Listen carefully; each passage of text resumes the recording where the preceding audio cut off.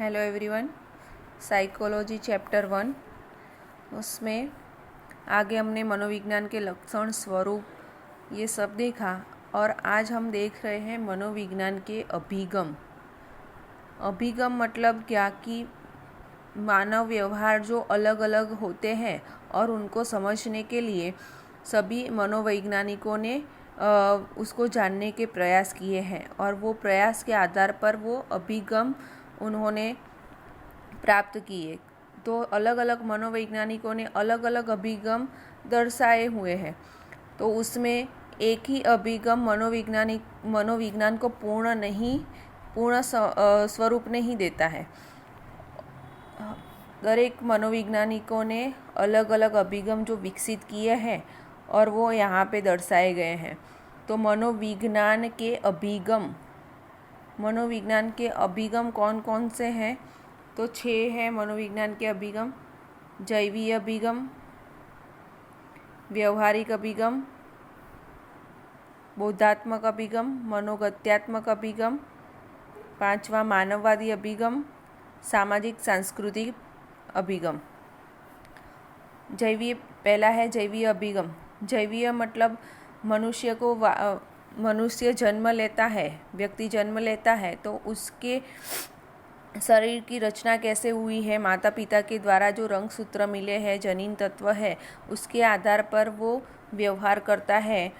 तो वो है जैवीय अभिगम में वो सब उसके ऊपर असर करते हैं।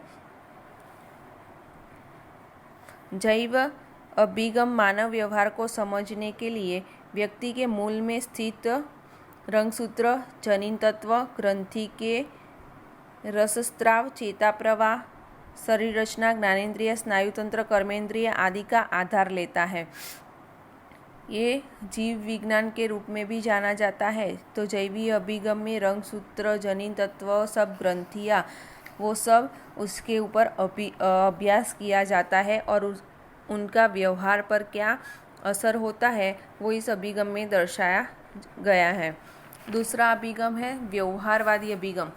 यहाँ पे बुक में जो भी अभिगम है उसके बाजू में जो वैज्ञानिक ने वो अभिगम दिया है उनका नाम लिखा है और एग्ज़ाम में भी एक वाक्य में भी आ सकता है कि व्यवहारिक अभिगम तो वो कौन से मनोवैज्ञानिक ने दिया है। तो व्यवहारिक अभिगम वॉटसन ने दिया है।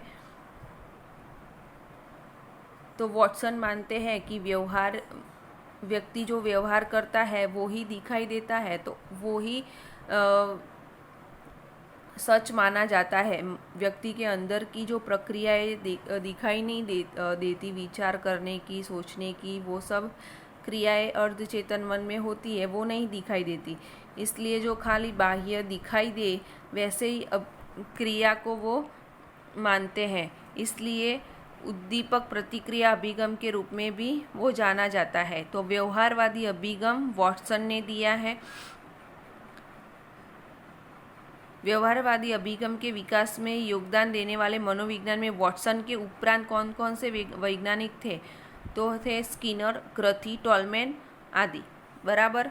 तो ये मोस्ट IMP क्वेश्चन है कि व्यवहारवादी अभिगम समझाओ और उसमें से एक एक वाक्य भी क्वेश्चन आंसर आ सकते हैं। व्यवहारवादी अभिगम किसने दिया? वॉटसन ने। बोधात्मक अभिगम,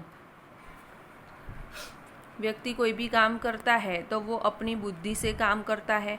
तो पहले तो व्यवहारिक अभिगम में बताया गया कि जो विचार या तो वर्तन दिखाई दे वो ही सच माना जाता है। पर बोधात्मक अभिगम अपनाने वाले मनोवैज्ञानिकों ने ऐसा दर्शाया कि ये सच नहीं है। व्यक्ति जो वर्तन करता है उसके पीछे वो सोचता है, कोई मन में प्रक्रियाएं चालू रहती है। इसलिए सोचना और सब कार्य करना, उसका आंतरिक जो प्रक्रिया है वो भी उसके लिए जिम्मेदार है। तो विचार, स्मृति, समस्या, उपाय, निर्णय प्रक्रिया, ये जटिल परिबल को भी समझना पड़ेगा।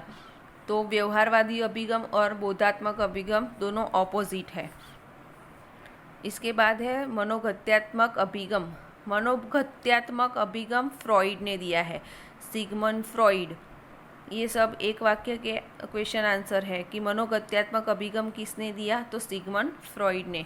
सिगमंड फ्रॉइड दर्शाते हैं कि व्यक्ति के अंदर जागृत और अर्ध जागृत मन में जो भी चलता है वो व्यक्ति के व्यवहार पर असर करता है। व्यक्ति के अचेतन मन को उसके व्यवहार के लिए जिम्मेदार मानकर उसका अध्ययन करने पर सिगमंड फ्रॉइड ने जोर दिया था। इसके बाद है मानववादी अभिगम, जो मानवी को शक्तिशाली, क्रियाशील और समाज के अनुकूल होकर रहना बताता है। ये अभिगम मानववादी अभिगम है। उसके बाद है सामाजिक सांस्कृतिक अभिगम।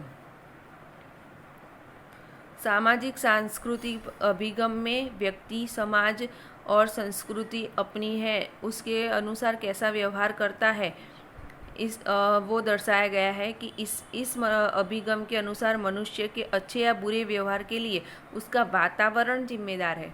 व्यक्ति जो वातावरण में रहता है, जो समाज में रहता है, वो वैसे ही वर्तन करना सीखता है। इसलिए व्यक्ति के व्यवहार के लिए उसके सामाजिक, सांस्कृतिक मूल्य, कक्षा स्तर, भूमिकाएं जिम्मेदार होती है। तो ये हुए हमारे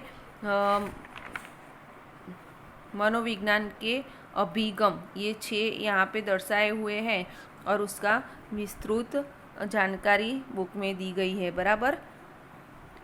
तो ये आपको तैयार करना पड़ेगा। ये क्वेश्चन बड़ा है कि मनोविज्ञान के अभिगम कौन से हैं, तो ये 6 प्रकार उसके आएंगे।